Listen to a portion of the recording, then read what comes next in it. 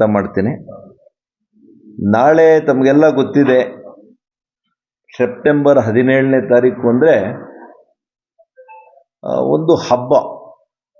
ಇಡೀ ಭಾರತೀಯರಿಗೆ 140 ಕೋಟಿ ಜನರಿಗೆ ಕೂಡ ನಮ್ಮ ಮನೆಯಲ್ಲಿ ಏನೋ ಒಂದು ಹಬ್ಬ. ನಮ್ಮ ತಂದೆಯವರು ಹುಟ್ಟುಹಬ್ಬನ ಅಥವಾ ನಮ್ಮ ಅಣ್ಣನ ಹುಟ್ಟುಹಬ್ಬನ ಈ ರೀತಿಯಲ್ಲಿ ಭಾವನೆಯನ್ನು ಮಾಡುವಂಥ ವಿಶೇಷವಾಗಿರ್ತಕ್ಕಂಥ ದಿನ. ನಮ್ಮ ಆದರಣೀಯ ಪ್ರಧಾನಮಂತ್ರಿಗಳು ಶ್ರೀ ನರೇಂದ್ರ ಮೋದಿಜಿರವರ 75 ವರ್ಷಗಳ ಒಂದು ಹುಟ್ಟುಹಬ್ಬವನ್ನು ಆಚರಣೆ ಮಾಡ್ತಾ ಇದ್ದಾರೆ.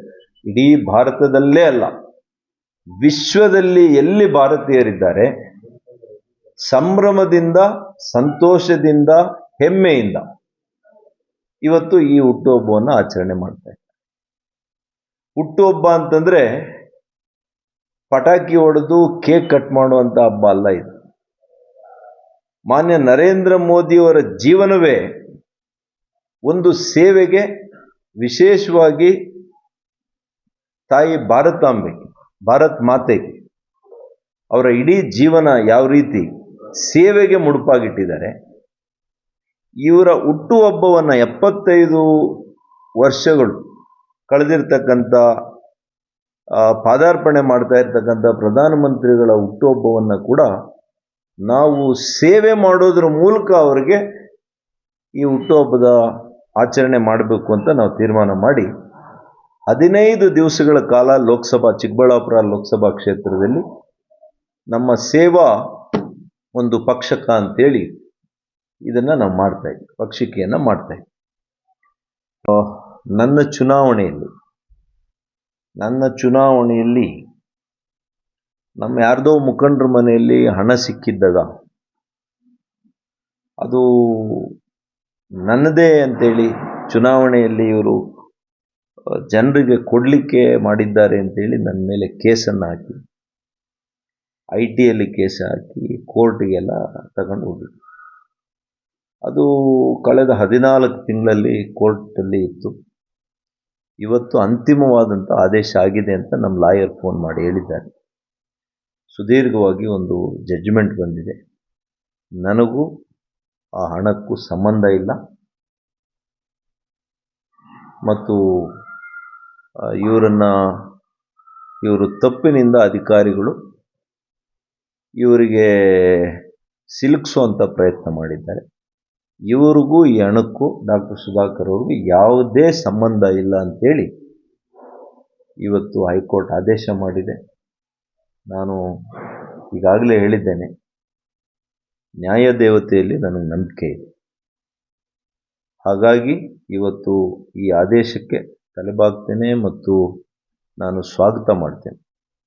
ನಾನು ಅವತ್ತು ಹೇಳಿದ್ದೆ, ಅವರು ನಮ್ಮ ಮುಖಂಡರು, ನಮ್ಮ ಹಿರಿಯ ನಾಯಕರಷ್ಟೇ. ಅವ್ರ ಮನೆಯಲ್ಲಿ ಅವರು ಭಾಳ ಆರ್ಥಿಕವಾಗಿ ಭಾಳ ಚೆನ್ನಾಗಿರುವಂಥವ್ರು, ಗೋವಿಂದಪ್ಪನವರು. ಹಾಗಾಗಿ ದುರುದ್ದೇಶದಿಂದ ಕೆಲವು ಕ್ಷುದ್ರ ಶಕ್ತಿಗಳು ಇದರಲ್ಲಿ ನನ್ನನ್ನು ರಾಜಕೀಯವಾಗಿ ಮುಗಿಸಬೇಕು ಅಂತ ಹುನ್ನಾರವನ್ನು ಮಾಡಿದರು. ಅದು ಸಫಲ ಆಗಲಿಲ್ಲ, ಆಗೋದೂ ಇಲ್ಲ.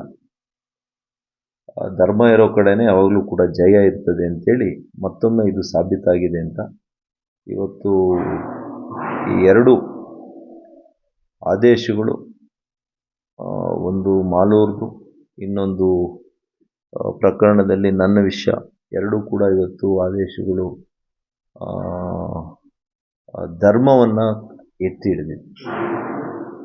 ಹಾಗಾಗಿ ನಾನು ನಿಜವಾಗಿಯೂ ಕೂಡ ನಾನು ಸ್ವಾಗತ ಮಾಡ್ತೀನಿ, ಈ ಆದೇಶಗಳಿಗೆ ಸ್ವಾಗತ ಮಾಡ್ತೀನಿ.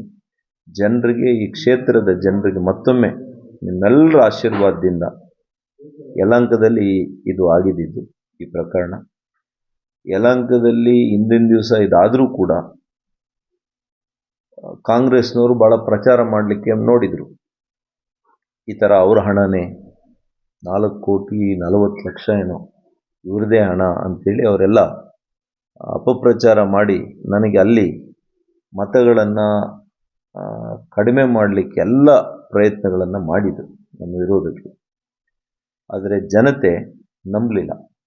ಸುಧಾಕರ್ ಅವ್ರಿಗೂ ಇದಕ್ಕೆ ಸಂಬಂಧ ಇಲ್ಲ, ಸುಧಾಕರ್ ಅಂತ ಅವರು ನಮ್ಮ ಚುನಾಯಿತ ಪ್ರತಿನಿಧಿ ಆಗಬೇಕು ಅಂತೇಳಿ ಇಡೀ ಲೋಕಸಭಾ ಕ್ಷೇತ್ರದಲ್ಲಿ ಅತಿ ಹೆಚ್ಚು ಮತಗಳನ್ನು